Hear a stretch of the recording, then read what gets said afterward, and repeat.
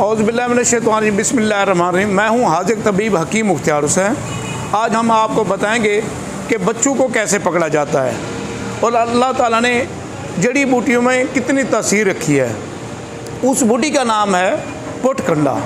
पुटकंडे को आपने जड़ से उखाड़ना है। उखाड़ने के बाद उसकी जड़ें अलहदा कर लेनी है। जड़ को जब आप अलहदा करेंगे तो उस जड़ को आप हाथ में पकड़ लें और जाके बच्चों को पकड़ेंगे तो बच्चों आपको नहीं काट सकता। इस बूटी की इतनी तासीर होगी हाथ के अंदर, वो इतना बूटी के अंदर तासीर होगी कि बच्चों ही आपको नहीं काट सकता।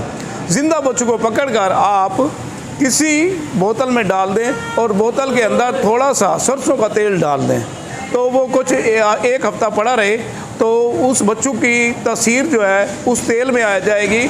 जहाँ बच्चों ने आपको काटा है वहीं आप वही तेल लगाएंगे तो बच्चों की तासीर, उसका दर्द 5 मिनट के अंदर ही ख़त्म हो जाएगा।